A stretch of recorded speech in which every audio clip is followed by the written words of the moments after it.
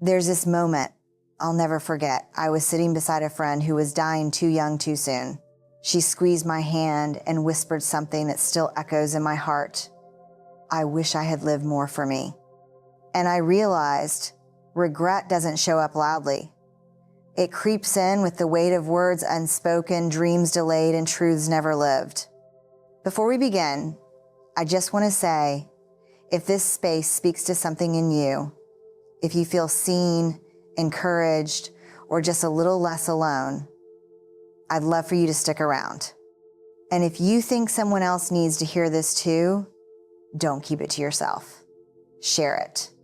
That's how we grow together. Because the more we show up for each other, the more powerful these conversations become. I'm grateful you're here.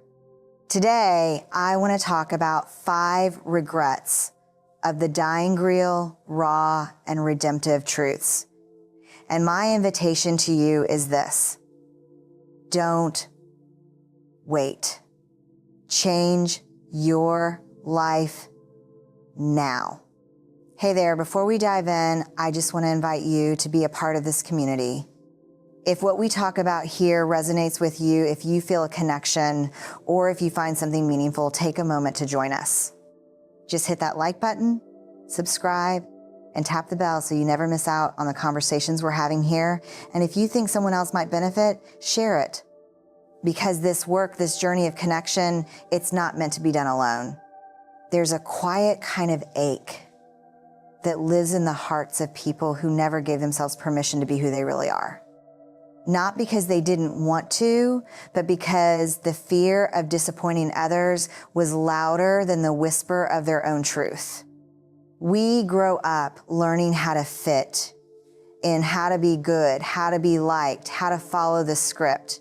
Somewhere along the way, we start trading authenticity for acceptance. We start performing. We become who we think our parents want us to be, who our culture tells us we should be, who our social media says is winning.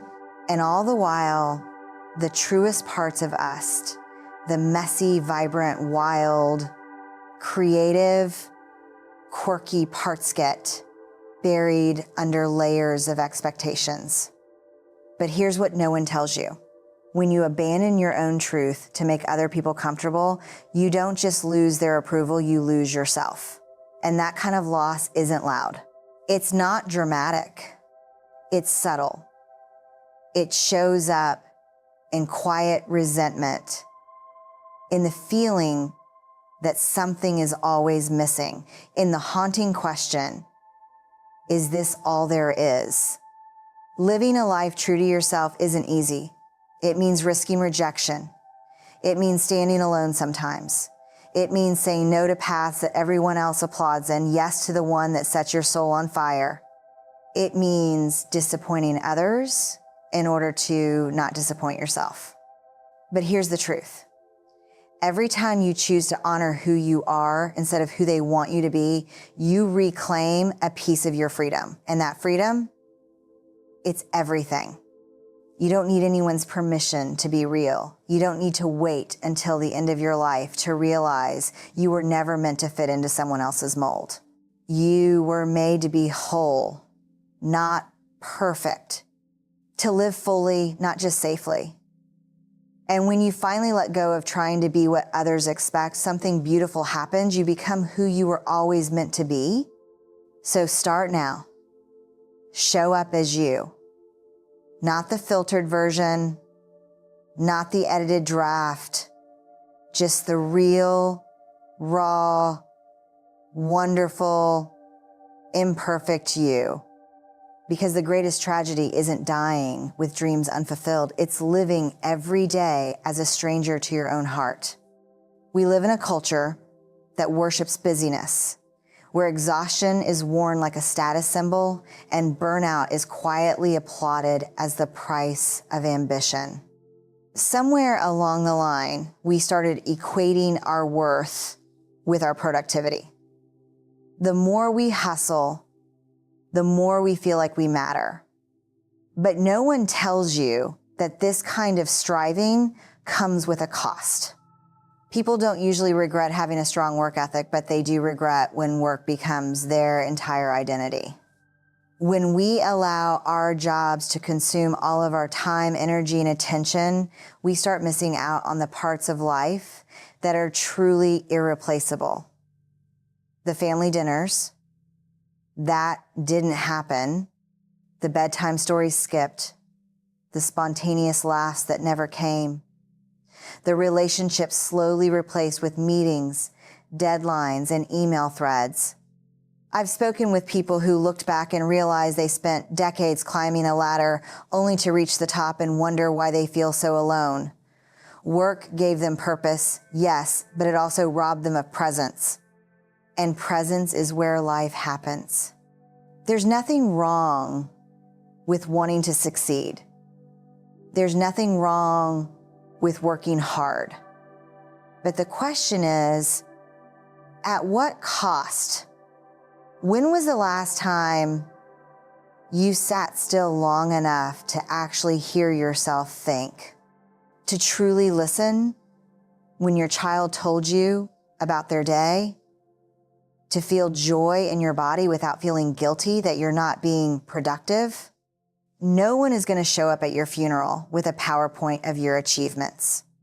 The legacy we leave isn't in our titles or promotions. It's in the way we loved, the memories we made, and the presence we offer to the people who needed us. If work is all consuming, it's time to take a deeper look. Because the moments we keep postponing, those weekend plans, those vacations, those lazy afternoons with the people we love, those are the moments we'll miss the most when time runs out. You don't need to hustle your way into worthiness. You're already enough. The people who love you don't want your resume. They want you, your time, your laughter, your attention, your heart. So maybe it's not about working less, but about living more, making room for joy, making time for connection, redefining success not as the hours we spend grinding, but the moments we spend truly living. Most of us are taught from a young age to manage our emotions, to hold it together, to not make a scene. We learn early on that vulnerability can be risky. And so we start building walls quietly, skillfully, brick by brick. And behind those walls, we hide the truth of what we feel. The hurt, the longing, the love, the grief, the hope, all of it. We become experts in pretending. And yet, what we don't say doesn't just go away. It festers. It weighs us down. We stay silent when we want to scream. We nod politely when we want to cry. We say, I'm fine, when our hearts are breaking. And over time, we convince ourselves that it's safer, this wayless, messy, less complicated.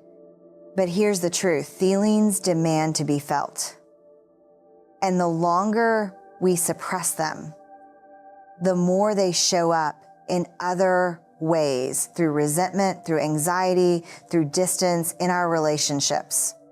Because unspoken feelings don't just disappear, they build walls between us and the people we love most. I've met people who carried unspoken I love yous and unreleased apologies for decades. People who walked away from relationships, not because they didn't care, but because they didn't know how to say what was in their hearts. And now they live with a quiet ache of wondering what might have been if only they'd said something. Expressing your feelings doesn't make you weak. It makes you honest. And honest Ira, vulnerable, messy honesties, the birthplace of real connection. It's the bridge between two souls. It's the thing we're all really craving, whether we admit it or not. Having the courage to express what's in your heart doesn't mean everything will go perfectly. It doesn't mean people will always respond the way you want them to. But it does mean you'll no longer be a prisoner to your own silence. It means you'll finally be living from a place of truth instead of fear. Say the thing. Even if your voice shakes, tell the people in your life what they mean to you. Let someone know they hurt you. Ask for what you need. Name what you feel. Give yourself permission to be human. Because when we reach the end, we won't regret the feelings we shared. We'll regret the ones we kept locked inside.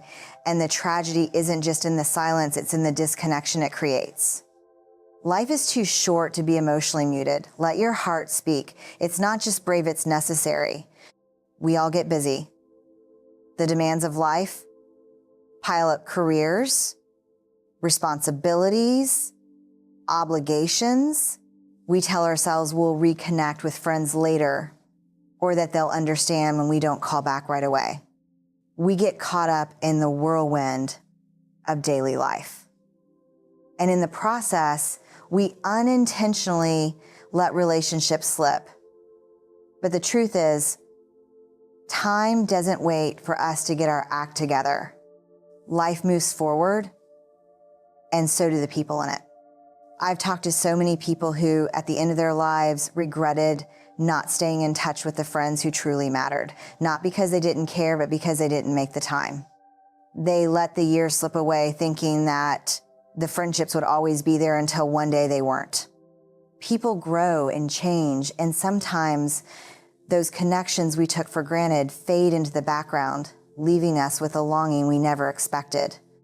Friendship isn't just about the good times.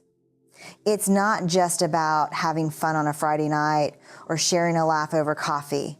It's about showing up for each other when life is messy. It's about being vulnerable and real and not pretending to have everything together. It's about sharing not just the victories, but the struggles too. The daily, raw, beautiful truths that make us human. We all have the capacity to stay connected. It's not about finding the perfect time or making grand gestures. It's about sending that text, making that call, or scheduling a coffee date just to ask, how are you really doing? It's about remembering that the people who've been there for us, who've laughed with us, cried with us, celebrated with us, deserve more than just a passing thought when life gets easy again. And yet, we get caught up in the belief that we'll always have time to catch up later. But life has a way of throwing curveballs. Things change, people change, and before you know it, you're left wondering why you didn't pick up the phone or plan that weekend trip. Time doesn't wait, and neither do relationships. I don't think there's any greater joy than the warmth of reconnecting with someone who truly knows you, the parts of you that others might overlook. These are the people who see you, not just for what you've done, but for who you are. And they've loved you through it all, imperfections and all. But we have to make the effort. Friendships don't grow in the gaps of inattention. They need nurturing. They need consistency. They need the willingness to show up even when it's inconvenient. The truth is, when you look back, it's not going to be the job, the promotions, the accolades, or the possessions that matter most. It's the people who stood by you, laughed with you, cried with you, and helped you become the person you are. So today, take a moment and think about the friends you haven't spoken to in a while. Reach out to them. No excuses, no guilt, just love. It's never too late to reconnect. And every moment spent with a true friend is a gift tone that, when lost, leaves an ache you don't want to feel. In the end, it's the people who truly matter. And there's no time like today to remind them of that. It's incredible how often we place our happiness on hold. We convince ourselves that happiness is something we have to earn, something that will come once we have everything in order, once we're successful enough, once we're thinner, richer, or more put together. We wait for the perfect conditions to arrive before we allow ourselves to feel joy. And in doing so, we miss out on what's right in front of us. The truth is, happiness isn't a destination. It's not something you arrive at after crossing off a list of achievements. It's a choice that we get to make every single day. We get to choose how we see the world, how we respond to life, and how we engage with the people we love. But so often, we wait for life to line up perfectly before we let ourselves smile. We tell ourselves, once I achieve this, then I'll be happy. Once this problem is solved, then I'll feel at peace. And then we keep waiting. The people I've spoken to who regret not allowing themselves to be happier are not people who didn't achieve their goals. They're people who spent too much time in fear and anxiety and self-doubt and never gave themselves permission to just be happy. They spent their lives thinking they had to constantly work harder, do more, or strive for something greater before they could finally enjoy life. But somewhere along the way, they realized that the someday they kept waiting for never came. Instead, they found themselves looking back, wondering why they hadn't just let themselves feel the joy that was available all along. There's a delicate balance between being responsible, working hard, and achieving goals and letting yourself enjoy life in the present moment. We often think we'll be happy someday when everything is perfect, when the conditions are right. But the truth is, there's no such thing as perfect. The perfect moment never arrives.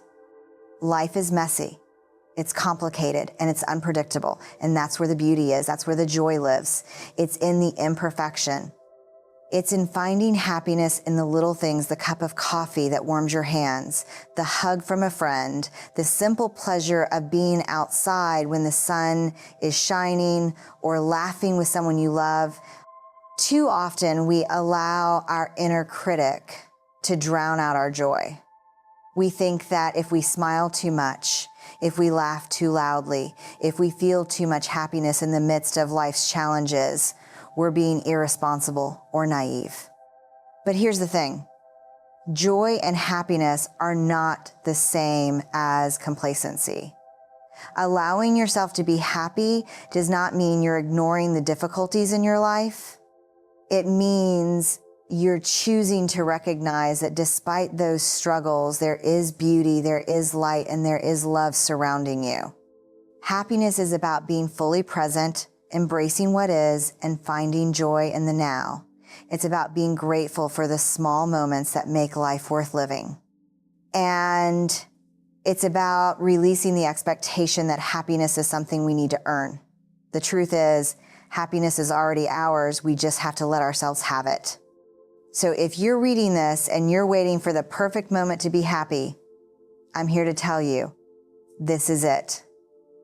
Right now, in this very moment, you have the power to choose joy. Not because life is perfect, not because everything is fixed, but because you deserve it, and because life, in all its beautiful messiness, is worth celebrating.